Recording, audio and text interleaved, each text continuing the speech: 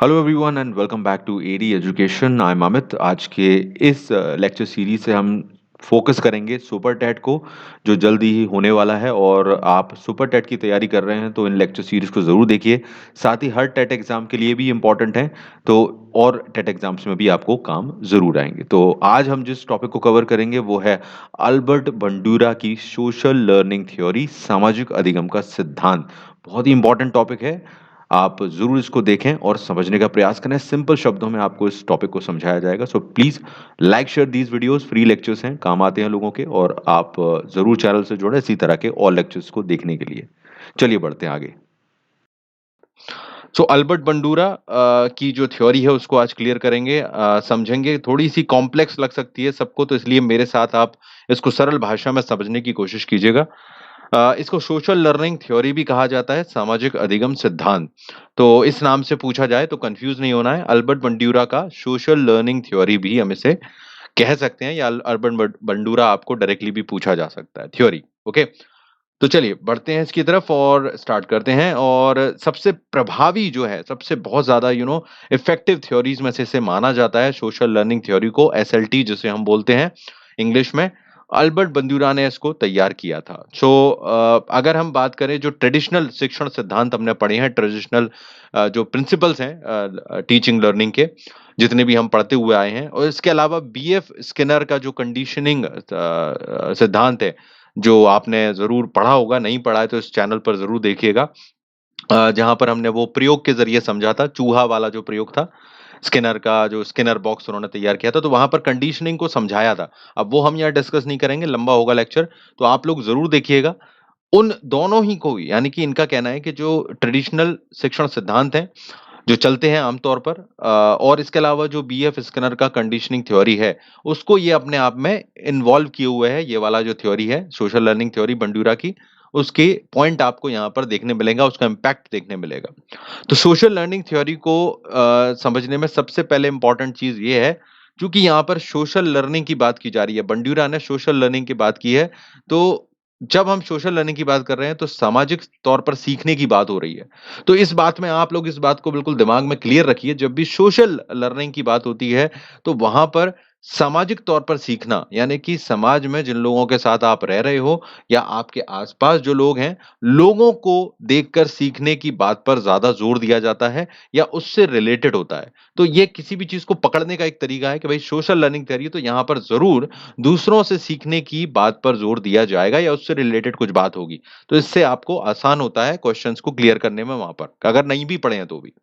तो इसलिए ये शिक्षण सिद्धांत भी इसी चीज पर जोर देता है कि नई चीजों को सीखने के लिए हम अन्य लोगों के व्यवहार को देखकर सीख सकते हैं, या उसका इम्पैक्ट हम पर बहुत ज्यादा पड़ता है। हम, यानी कि बच्चों की मैं बात कर रहा हूँ, बच्चों से रिलेटेड ही हम सब कुछ पढ़ रहे हैं, तो आप बच्चों को ध्यान में रखकर पढ़ें।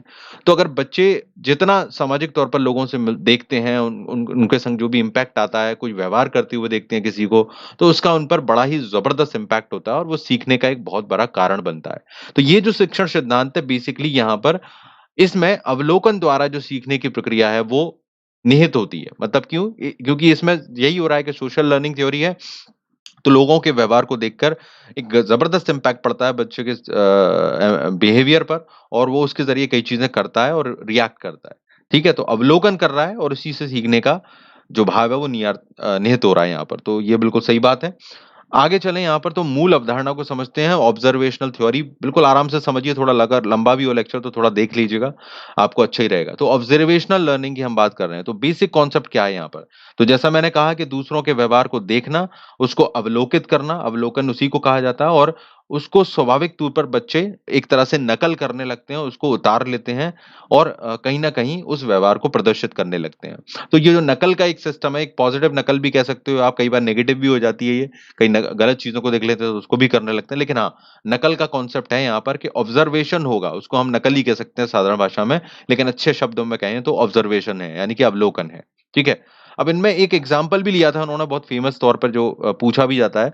एक बोबो डॉल का प्रयोग किया था। बोबो डॉल अगर आपने देखे हो, वो जो टॉयज होते हैं, कई बार मार्केट में या मेले वगैरह में मिलते हैं, जहां पर वो प्लास्टिक का टॉय होता है और उसमें हाथ मारो तो वो वापस गिरता नहीं है। तो आप चाहें तो इंटरनेट पर सर्च करना, उसका एग्ज़ाम्पल मिल जाएगा। तो इस तरह का एक टॉय होता है, वो खिलौना होता है। तो उसमें क्या किया इन्होंने एक प्रयोग किया था बंडूरा ने, कि उस बॉबो डॉल के साथ एक वयस्क व्यक्ति को कुछ आक्रामक व्यवहार करने के लिए कहा गया कि उसको मारे या कुछ भी इस तरह का कुछ बिहेवियर करे और वो बच्चों के सामने करे, जिससे बच्चे उसको देखें कि उस चीज़ पर, उस खिलौने पर, बॉबो डॉल पर वो व्यक्ति किस तरह से कार्य कर रहा है।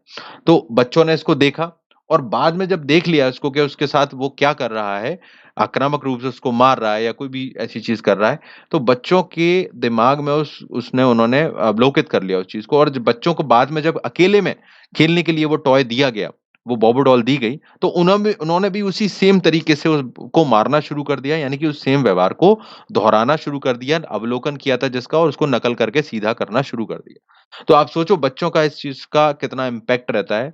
इनिशियली हम बात करें तो वो जो देखते हैं किसी चीज़ नई चीज़ पर, वो नहीं जानते अगर, तो कहीं दूसरा उनको कोई इस चीज़ को उपयोग करता हुआ दिखेगा, वो किसी भी रूप में दिख रहा है, तो वो उसको अपना लेते हैं। अब उन्हें नहीं पता कि वो गलत कर रहा है या सही कर रहा है। तो बहुत ही इम्पोर्टेंट पॉइंट है भई, अगर आप टीचर बनने जा रहे हो तो इस बात को ध्यान में रखो। अब इन्होंने 3 बुनियादी मॉडल इसमें लिए हैं बंडूरा के, वो हम समझेंगे। एक तो है यहाँ पर अब एक तो जहाँ पर जो है, जो उन्होंने मॉडल डिसाइड किए उसमें से एक सबसे पहले इम्पोर्टेंट निकल कर आता है, वो है लाइव मॉडल, ओके? जो हमने अभी देखा कि इसके 3 बुनियादी मॉडल रखे इस थ्योरी के बंडूरा ने। पहला था उसमें लाइव मॉडल, दूसरा था वर्बल इंस्ट्रक्शन मॉडल और तीसरा था प्रतीकात्मक मॉडल।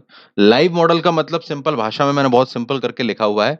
इस व्यवहार में एक वास्तविक व्यक्ति शामिल होता है। लाइव हम कोई शो देखते हैं तो आपको पता है कि वहाँ पर डायरेक्ट चीज़ें चल रही होती हैं, लाइव मैच है, लाइव प्रोग्राम है। तो उसी तरह से लाइव मतलब कि कोई व्यक्ति सामने कोई व्यवहार कर रहा है और उसको डायरेक्टली बच्चे देख रहे हैं, जैसा कि अभी हमने एग्जांपल में भी देखा, वो लाइव मॉडल कहलाता है। तो उसको देखकर जो व्यवहार अवलोकित किया जा रहा है, उसको इम्प्लीमेंट कर रहे हैं बच्चे, वो लाइव मॉडल होगा इसमें। वर्बल इंस्ट्रक्शन का मतलब है कि मौखिक तौर पर किसी चीज़ के बारे में बच्चों को बता दिया गया है या किसी भी व्यक्ति ने को कोई इंस्ट्रक्शन दे दिए गए, है ना? मौखिक तौर पर बता दिया और उसको कोई व्यवहार कर रहा है, बच्चा उसको सुनकर उस चीज़ को दोहरा रहा है। तीसरा है प्रतीकात्मक मॉडल। प्रतीकात्मक बहुत ज़्यादा चलता है क्योंकि बच्चे जो टीवी, फ़िल्म और कार्टून्स वग़ैरह देखते हैं, सुनते हैं, उनको देखकर वहाँ पर कई चीज़ों को दोहराते हैं, उनके रोल मॉडल बन जाते हैं, फ़िल्मों के हीरोज़ हैं या कार्टून कैरेक्टर्स हैं। अब यहाँ पर क्योंकि लाइव व्यक्ति नहीं है, तो ये व्यक्ति तो हैं लेकिन काल्पनिक हैं या फिर हमें जो टीवी वग़ैरह में दिखाई देते हैं, उनका इम्पैक्ट पड़ रहा है और उससे सीखने पर या व्यवहार पर फ़र्क पड़ रहा है। तो तीनों ही चीज़ों में ऑब्ज़र्वेशन तो हो रहा है, अवलोकन भी हो रहा है, सामाजिक एक तरह से लोगों से इंटरेक्शन हो रहा है और उसको हम उसके ज़रिए बच्चे सीख रहे हैं, बेसिकली उसका इम्पैक्ट पड़ रहा है। ठीक है ना? डायरेक्ट या इनडायरेक्ट वे में। अगले चीज़ पे चलें, यहाँ पर मन की स्थिति भी इसमें इम्पोर्टेंट है कि बंडूरा ने कहा कि कुछ चीज़ों का बाहरी तौर पर हम पर प्रभाव पड़ता है, जैसे टीवी में किसी कैरेक्टर को बच्चे ने देख लिया या किसी व्यक्ति को करते देख लिया, और कुछ चीज़ें ऐसी होती हैं जो अंदर से भी बच्चों पे प्रभाव डालती हैं, हम सब पर भी डालती हैं, कि अगर कोई चीज़ कर रहे हो और उसका इनाम मिल गया, तो हम सोचेंगे ये तो करना चाहिए। अगर किसी दूसरे को करते हुए देखा और उससे हमारे अंदर अच्छी खुशी पैदा हुई कि यार इससे तो बड़ा फ़ायदा है, मतलब एक्चुअली आपको उससे उपलब्धि की फीलिंग आती है, आपका कॉन्फिडेंस बढ़ रहा है या फिर आपको खुशी मिल रही है, तो आप उस चीज़ को दोहराओगे। बच्चों के संग भी यही चीज़ होती है, हम सभी एक जैसे हैं, बच्चों से ही हम बड़े हुए हैं। तो बच्चों के संग ये ज़्यादा होता है कि भई जिनको अगर मोटिवेशन मिलेगा किसी भी तरह से, उनको कुछ अच्छा मिल रहा है, अच्छी महसूस हो रहा है, तो वो उसको दोहराएँगे। ठीक है? अब सीखने का मतलब ये नहीं है कि व्यवहार में बदलाव होगा, अब ये भी इम्पैक्ट है भई। देखो अगर आपने कई चीज़ें हम ऑब्ज़र्व करते हैं, बच्चे भी देखते हैं, लेकिन ज़रूरी नहीं उनको सीख तो लिया उन्होंने, लेकिन उसको कहीं अप उससे उनके व्यवहार में कोई परिवर्तन नहीं आता। कुछ चीज़ें ऐसी होती है ना जो हमारे दिमाग में बस हम सीख कर रख लेते हैं, उसको ज़िंदगी में कभी यूज़ ही नहीं करते, क्योंकि आँखें खुली हैं, दिमाग खुला है तो वो दिमाग में तो जाता है, लेकिन उसका यूज़ नहीं करते, उससे कोई चेंज नहीं होता। ठीक है? अब मॉडलिंग की जो प्रक्रिया है उसमें देखो, मॉडलिंग में क्या करते हैं, 4 स्टेप्स लिए गए हैं। सबसे पहला है, मैं फटाफट से बताऊँगा इसको आपको। मॉडलिंग जो सिस्टम बनाया गया है इसमें 4 स्टेप्स में क्या होगा, पहला ध्यान देना। इसमें ध्यान देना इम्पोर्टेंट इसलिए है क्योंकि जब तक ध्यान नहीं देगा, मतलब कोई व्यक्ति क्या कर रहा है, बच्चे अगर उस पे ध्यान ही नहीं दे रहे हैं, उस व्यवहार जो कर रहा है, अगर आप टीचर हो, बच्चों को सिखा रहे हो और आप अपनी तरफ से कुछ चीज़ प्रदर्शित कर रहे हो और बच्चों का उन पर ध्यान नहीं है, वो आप में इंटरेस्टेड ही नहीं है, आपका जो बिहेवियर है वो उतना अट्रैक्टिव है ही नहीं कि उनको उनका ध्यान खींच सके, तो वो उस चीज़ को नहीं सीखेंगे। तो ध्यान बहुत इम्पोर्टेंट है, अगर ध्यान आकर्षित किया जा सकता है उनको किसी तरह से, तो सिखाया भी जा सकता है, ओके? ध्यान रखिएगा। अवधारणा मतलब कि कई बार जो कॉन्सेप्ट है, जो सिखाया गया, वो दिमाग में बैठ जाए। बच्चों ने कोई व्यवहार देखा और वो उनके दिमाग में रह जाए, उनकी मेमोरी में रह जाए, ठीक है? उसको अवधारणा कहते हैं, कॉन्सेप्ट रह गया। अगर वो दिमाग में नहीं रहेगा, तो बच्चे को उसको उस चीज़ को दोबारा देखना पड़ेगा। कई बार ऐसा होता है ना कि 2-2 बार चीज़ें कर कर दिखाना पड़ती हैं बच्चों को। तो ये जो संग्रहित करने की क्षमता है बच्चों को दिमाग में वो ज़रूर होनी चाहिए। तो तभी वो उस चीज़ को बार-बार दो दिमाग में दोहराकर उसको यूज़ कर पाएगा, है ना? नहीं तो उसको दोबारा प्रदर्शित करना पड़ेगा, डेमोन्स्ट्रेट करना पड़ेगा। और यहीं तीसरा चरण आ जाता है डेमोन्स्ट्रेट का। जब यहाँ पर आप बच्चा ध्यान देने लायक हो जाता है या आप ध्यान देने लायक हो जाते हो और आप जानकारियों को दिमाग में रखने लायक हो जाते हो। मतलब कोई चीज़ देखी और वो बच्चों के दिमाग में रह गई। अगर ये 2 चीज़ें कर ली बच्चे ने, तो अगली चीज़ होती है डेमोन्स्ट्रेट करना। डेमोन्स्ट्रेट कैसे होगा? बार-बार उसको करना, दोहराना। जितना ज़्यादा उस चीज़ की प्रैक्टिस करता जाएगा और या कोई व्यक्ति उसको दोहराता जाएगा, वो भी साथ में दोहराएगा, तो वो चीज़ दिमाग में सेट होती चली जाएगी। तो this is a great way जो हम यूज़ कर रहे हैं। नॉर्मल ज़िंदगी में सभी यूज़ कर रहे हैं, बच्चों के संग हम यूज़ करते हैं। बट यहाँ पर ये क्या था, वो शायद आपको आज पता चल रहा होगा। लास्ट है प्रेरणा। प्रेरणा का मतलब आपको सभी को पता है कि दंड और इनाम दोनों से दी जा सकती है। यहीं पर जो हमने कंडीशनिंग थ्योरी में भी यही था।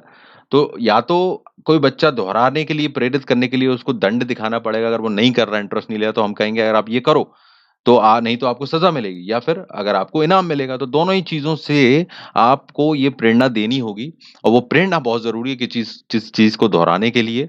तो इन दोनों का ही इम्पोर्टेंस है बच्चों के केस में। पॉज़िटिव दंड और पुरस्कार तो पॉज़िटिव होता ही है, तो दोनों को यूज़ करना ज़रूरी है। तो ये था हमारा बंडूरा का थोड़ा कॉन्सेप्ट, इसको आप एक बार रिवाइज़ करके 2 बार इस लेक्चर को देखिएगा और पूरा सिस्टमैटिकली समझने की कोशिश कीजिएगा। हमने पहले यहाँ पर कॉन्सेप्ट को समझा, फिर मूल अवधारणा को समझा, एक एग्ज़ाम्पल भी लिया, उनके मॉडल्स को समझा और उसके बाद मॉडलिंग की प्रक्रिया को समझा। तो मैंने कोशिश की है इस टफ़ कॉन्सेप्ट को ईज़ी करने की, आप इसको नोट्स को भी देखिए और समझिए और दूसरों से लाइक शेयर कीजिए, फ्री एजुकेशन को प्रमोट कीजिए, ये मेरा आपसे रिक्वेस्ट है। फ्री में काफ़ी कुछ सीख सकते हो आप, पैसे देने की कहीं ज़रूरत नहीं है।